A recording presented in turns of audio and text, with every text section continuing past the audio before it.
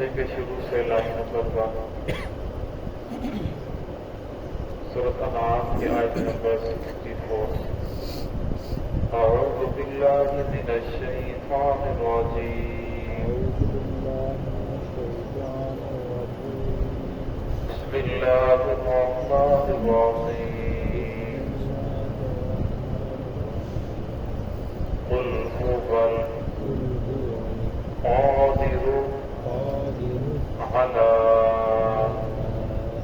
أن يبعث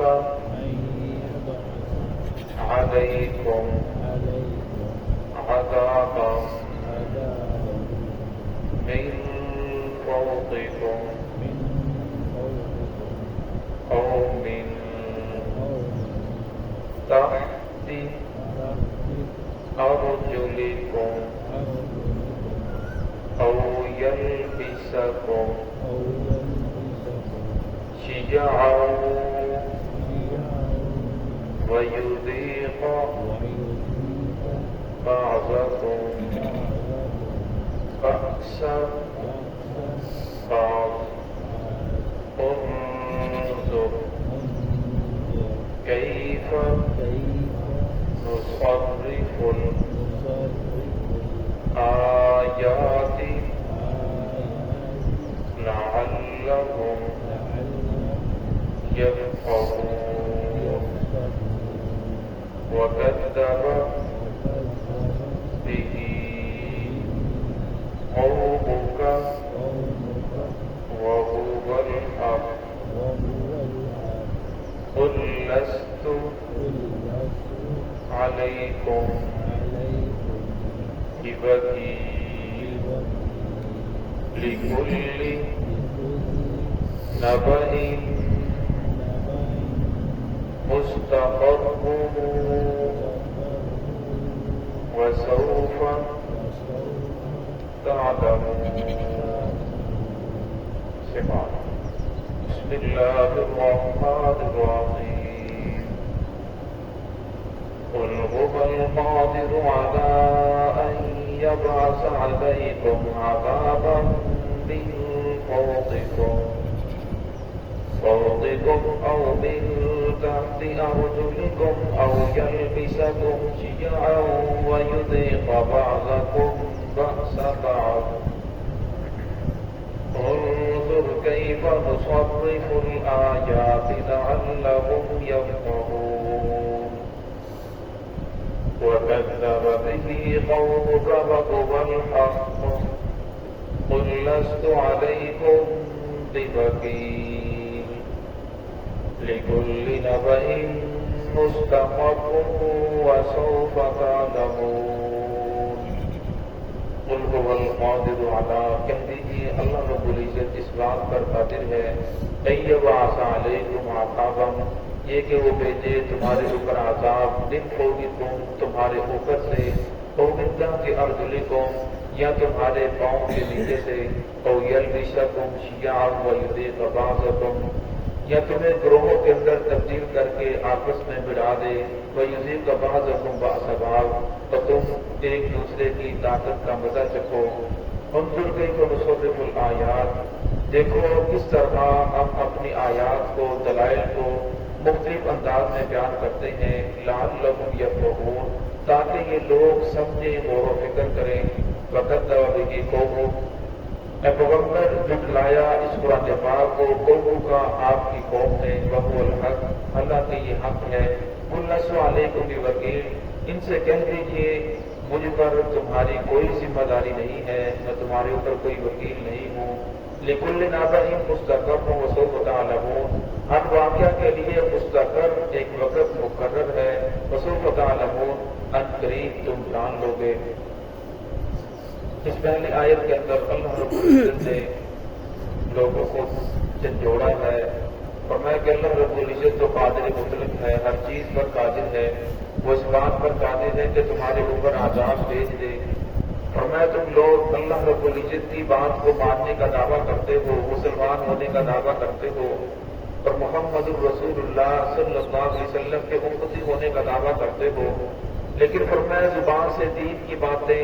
زبان سے دین کے کام، لیکن عملاً تمہارا کام رسول اللہ صلی اللہ علیہ وسلم کے خلاف ہے. تم جھوٹ بول رہے ہو، دھوکہ دے رہے ہو، فراڈ کر رہے ہو، سود کھا رہے ہو، اور پھر اس کے بعد اس کے اوپر فخر کر رہے ہو. اور میں اگر تم لوگ ایسے ہی کرتے رہو گے، زبان سے تو دین کا کام، زبان سے تو دین کی باتیں، لیکن عمل تمہارا سارا قرآن پاک کے خلاف ہو، محمد رسول اللہ صلی اللہ علیہ وسلم کے خلاف ہو، ورنہ کل والقادر. پھر سن لو، اللہ تو اس پر قادر ہے. ایبعث علیکم عذابا من فوقکم، تمہارے اوپر عذاب بھیج دے، تمہارے اوپر سے، من فوقکم، آسمان سے بارش جو رحمت بن کر برستی ہے، اور میں اللہ رب العزت اسی بارش کو عذاب بنا دیں، اور میں آسمان سے پتھر برسے، جس طرح قوم لوط پر پتھر برسے، آسمان سے ہوا چلے اور ساروں کو ختم کر کے رکھ دے، جس طرح قوم عاد پر اللہ رب العزت نے ہوا چلائی اور سارے کے سارے گروہوں کو برباد کر دیا. او من تحت ارجلکم، فرمایا اگر بات نہیں آؤ گے تو پھر عذاب تمہارے پاؤں کے نیچے سے بھی آ سکتا ہے.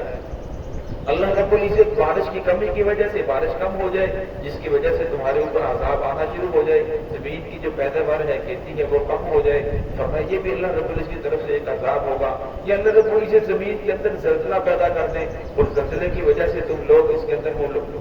لوگ تمہیں برباد ہو جاؤ. او یلبسکم شیعا ویذیق بعضکم بعض بعض، فرمایا یا پھر اللہ رب العزت تمہیں گروہوں کے اندر تبدیل کر دے، آپس کے اندر فرقہ بندی کے اندر پھٹ جاؤ اور تمہیں پھر ایک دوسرے کے ساتھ جنگ کرو، اور اللہ رب العزت تمہیں ایک دوسرے کی طاقت کا مزہ دکھا دیں. فرمایا یہ سب کچھ اس وقت ہوگا جب تم اللہ رب العزت کی نافرمانی کرو گے. فرمایا جب اللہ رب العزت کی نافرمانی کرو گے پھر تمہارے اوپر طرح طرح کے عذاب آئیں گے. آج ہم دیکھ لیں، آج ہم ان تینوں عذابات کے اندر مبتلا ہیں. جن علاقوں کے اندر بارش نہیں ہو رہی وہاں جانور پیاس سے مر رہے ہیں، لوگوں کی پیداوار بہت زیادہ کم ہو چکی ہے. اور جن علاقوں میں بارش ہو رہی ہے تو بارش اتنی زیادہ ہو رہی ہے ہمیں وہ بارش سیلاب کی شکل اختیار کر گئی، لوگوں کے مکان بہہ گئے، جانور بہہ گئے، لوگ خود پانی کے اندر بہہ چکے ہیں.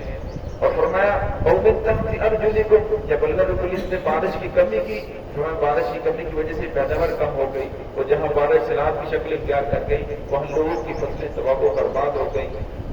او یلبسکم شیعا ویذیق بعضکم بعض بعض. فرمایا تیسرا عذاب ہم دیکھ لیں، آج زبان بندی اور اسی طرح اپنے جو شہر کے اندر کہ یہ فلاں علاقے کا رہنے والا ہے، میں فلاں علاقے کا رہنے والا ہوں، یہ سندھی ہے، میں بلوچی ہوں، یہ فلاں ہے، یہ فلاں ہے، اور آپس کے اندر جنگ ہے، آپس کے اندر نفرتیں ہیں. حالانکہ جو مسلمان کا رہتا ہے وہ اسلام کا ہے، وہ کسی علاقے کا رہنے والا ہو، عربی ہو، اجمی ہو، وہ دیکھیں کہ یہ کلمہ گو ہے، یہ میرا مسلمان بھائی ہے. لیکن فرمایا اللہ رب العزت نے جب لوگ اس طرح کے عذاب اور اس نافرمانی کے اندر مبتلا ہوتے ہیں پھر اللہ رب العزت کی طرف سے پکڑ آتی ہے، پھر اللہ رب العزت ان لوگوں کو عذابات کے اندر مبتلا کر دیتے ہیں. ایسی ایسی بیماریاں ظاہر کر دیتے ہیں جو ہمارے آباء و اجداد نے، ہمارے بڑوں نے کبھی دیکھی ہی نہیں تھی. انظر کیف نصرف الآیات، یہاں پر آپ صلی اللہ علیہ وسلم کو فرمایا جا رہا ہے کہ ان سے کہیں دیکھو کیف نصرف الآیات، ہم کس طرح انداز بدل بدل کر کے، دلائل بدل بدل کر کے بیان کرتے ہیں، لعلکم یفقہون، تاکہ یہ لوگ غور و فکر کریں، تاکہ یہ لوگ سمجھیں. اور میں جب انسان کا اللہ کی ذات سے تعلق مضبوط ہوتا ہے، انسان اللہ کی ذات کے ساتھ اپنے آپ کو جوڑ کر رکھتا ہے، اور میں اللہ رب العزت پریشانیوں کے باوجود، حالات کے تغیر کے باوجود اس انسان کو سکون والی، راحت والی، چین والی، عزت والی زندگی عطا فرماتے ہیں. ورنہ حالات جس طرح بگڑتے رہے، جس طرح کے مشکل حالات آ جائیں، لیکن اللہ رب العزت اس آدمی کو راحت والی زندگی عطا کرتے ہیں. لیکن فرمایا جب انسان گناہوں والی زندگی گزارتا ہے فرمایا پھر اللہ رب العزت کھلے راستے بند کر دیتے ہیں، پھر اولاد کے اندر، کاروبار کے اندر، بیوی بچوں کے اندر فرمایا بے برکتی، زندگی کے اندر بے برکتی شروع ہو جاتی ہے. وسائل کے باوجود، کثیر وسائل کے باوجود اللہ رب العزت جو معاملات ہیں وہ حل نہیں ہوتے. فرمایا بے برکت یہ ہے کہ انسان اللہ رب العزت کی جب فرما برداری کرتا ہے فرمایا پھر محدود مسائل کے اندر بہت سارے کثیر مسائل حل ہو جاتے ہیں.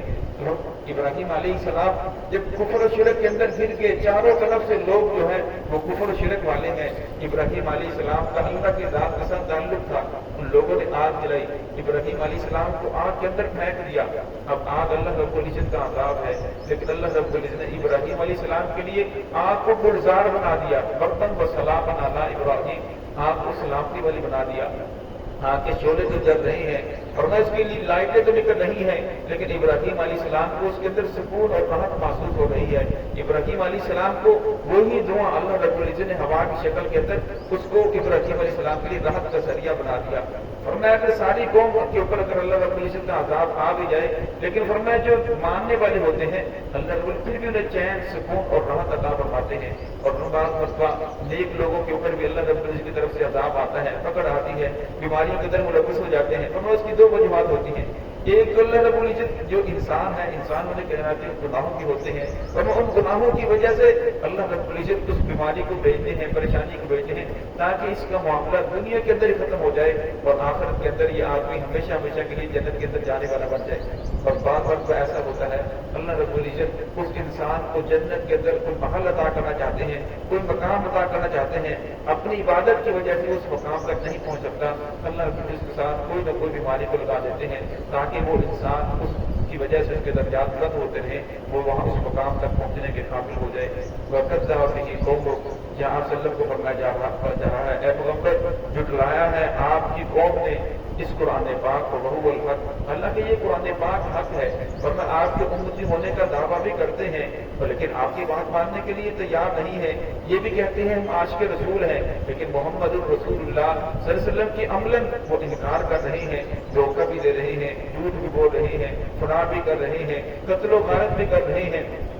تھوڑے سے لالچ کے لیے مسلمانوں کو قتل کرتے ہیں، یہ نہیں دیکھتے یہ مسلمان بھائی ہے، کسی کے اقتدار، صاحب اقتدار کو خوش کرنے کے لیے مسلمانوں کو قتل عام کیا جا رہا ہے، اور میں کسی کے نفع نقصان سے بچنے کے لیے اللہ رب العزت کی نافرمانی کی جا رہی ہے۔ اور میں شرک صرف یہ نہیں کہ لوگ بتوں کی عبادت کریں، بتوں کو پوجا کریں، بتوں کو سجدہ کریں، ورنہ یہ بھی شرک ہے کہ انسان کسی سے نفع کی امید کے اوپر یا کسی سے نقصان کے بچنے کے لیے اللہ رب العزت کی نافرمانی کرے، ورنہ سب سے بڑا شرک یہ ہے۔ پھر انسان نے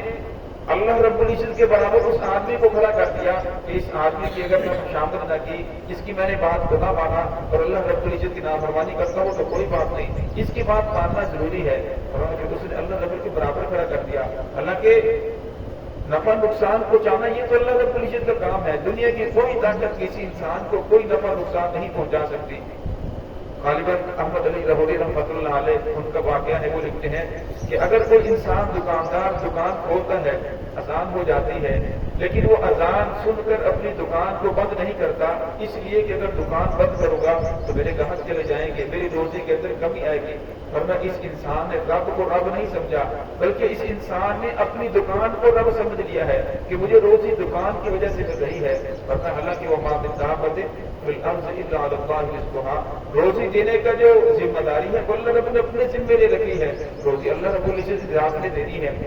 لیکن فرمایا جس کا عقیدہ اعتقاد کمزور ہو گیا، کسی نے دکان کو ہی خدا سمجھ لیا، تو یہ اللہ رب العزت فرمایا کہ ان سے کہہ دیجئے کہ تم لوگ جھٹلا رہے ہو آپ کی قوم، حالانکہ وہ قرآن پاک حق ہے، محمد الرسول اللہ صلی اللہ علیہ وسلم کا فرمان حق ہے، آپ جو لے کر آئے ہیں وہ بالکل حق ہے، اللہ علیکم بوکیل، اور میں ان سے فرما دیجئے میرے اوپر تمہاری کوئی ذمہ داری نہیں ہے، ورنہ میرا کام تو تم تک بات کو پہنچانا ہے، محمد الرسول اللہ صلی اللہ علیہ وسلم کے ذمے لوگوں کو زبردستی پکڑ کر اسلام کے اندر داخل کرنا یہ آپ کی ذمہ داری نہیں، ورنہ آپ کی ذمہ داری بات کو پہنچا دینا، کوئی مانے تب بھی ٹھیک ہے، نہ مانے تو کسی کا کوئی نقصان نہیں کرے گا، اپنا ہی نقصان کرے گا۔ لکل نبأ مستقر، فرمایا ہر واقعہ کا ایک وقت مقرر ہے، انسان گناہ کرتا ہے، کہتا ہے میرا تو کچھ نہیں بگڑا، میں نے تو فلاں کو دھوکہ دیا، میرا کچھ نہیں بگڑا، میں نے فلاں کا اتنا مال ہڑپ کر لیا، میرا کچھ نہیں بگڑا، حالانکہ بعض لوگ فخر کرتے ہیں میں نے فلاں کو ایسے دھوکہ دے دیا، میں نے فلاں کو قتل کر دیا، آج تک اس کی بات بھی نہیں نکلی،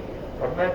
وہ سے سمجھ رہا ہے کچھ نہیں بگڑا، اللہ کے بہت کچھ بگڑ چکا ہے، اور میں اس وقت ہوگا اللہ رب العزت نے ہر واقعہ کا لکل نبأ، ہر خبر کا واقعہ کا مستقر ایک وقت مقرر کر رکھا ہے، جب وہ وقت آئے گا اور پھر انسان کی دنیا کی آنکھ بند ہوگی، آخرت کی آنکھ کھلے گی، اس وقت توبہ کرنا چاہے گا، معافی مانگنا چاہے گا، لیکن فرمایا اس وقت گزر چکا ہوگا، پھر وہ کرنا چاہے گا تو کر نہیں سکے گا، ابھی اللہ رب نے مہلت دی ہے، ابھی اللہ رب نے زندگی عطا فرمائی ہے، انسان ہے، گناہ ہو جانا کوئی بڑی بات نہیں ہے، فرمایا گناہ ہو جانے کے بعد توبہ کر لینا یہ بڑی بات ہے، دوبارہ اللہ کی ذات کے ساتھ اپنے تعلق کو جوڑ لینا، وسوف تعلمون، فرمایا ان قریب تم لوگ جان لو گے کہ کون سی بات حق تھی، محمد رسول اللہ صلی اللہ علیہ وسلم جو دین لے کر آئے تھے وہ حق تھا یا نہیں تھا،